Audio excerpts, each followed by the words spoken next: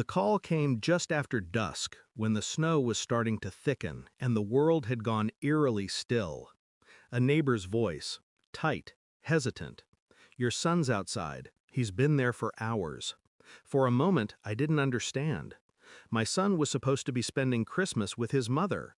Her husband, him, was there too. The man who moved into my house after she moved out of my heart. I remember standing by the window, phone pressed to my ear, watching flakes dissolve against the glass. The silence between each heartbeat felt like a slow knife. I didn't ask questions, didn't shout, didn't curse, just grabbed my coat and keys.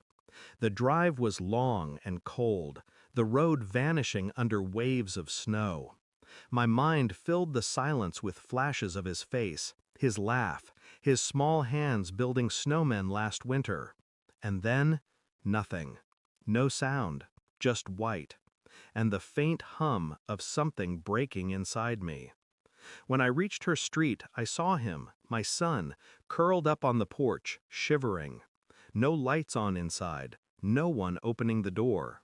He looked up when I pulled in, didn't cry, didn't say a word, just looked at me, and I knew. Something in me changed that night. She came to pick him up 2 days later. Her eyes were red, but not from guilt, from fear. He was being loud, she said quietly, as if that explained anything. Tom said, I raised a hand, don't. Her words hung between us like frozen breath. She looked smaller than I remembered, more hollow.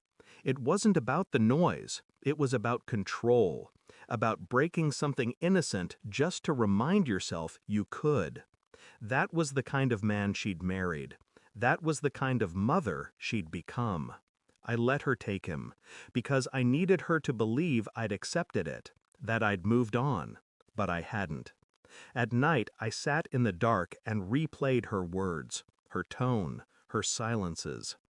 Tom said, I started wondering what else Tom said, what else she obeyed, and what my son wasn't saying.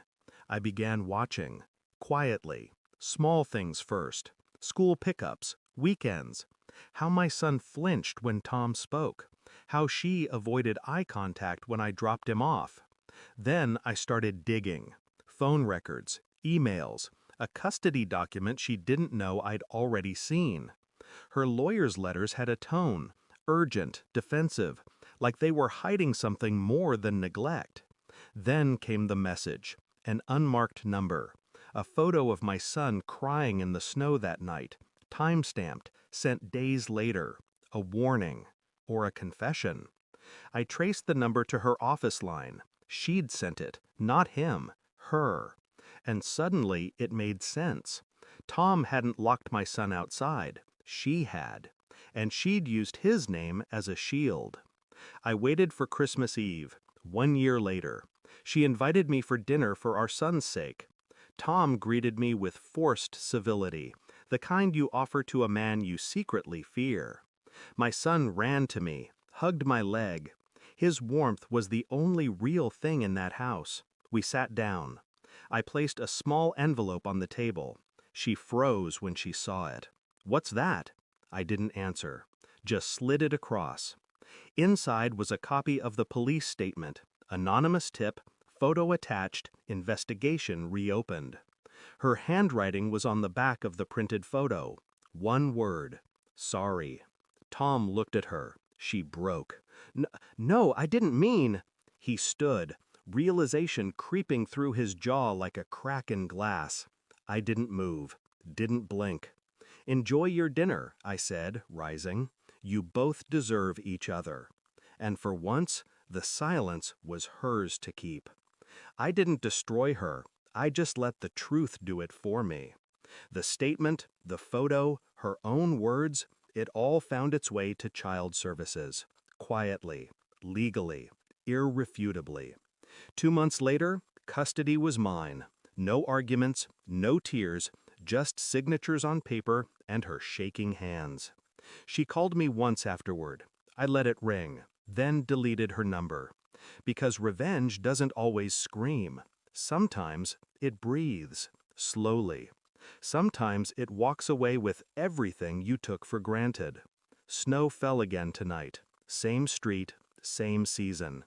My son's laughter echoed through the house, louder than before, freer. He doesn't talk about that night. I don't ask.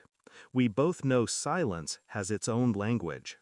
Sometimes I still think about her, how she looked when I left that table, her face caught between denial and recognition. The kind of look that stays frozen long after tears dry. People think revenge is loud, that it burns, but it doesn't. It freezes. It calcifies in the places where love used to live.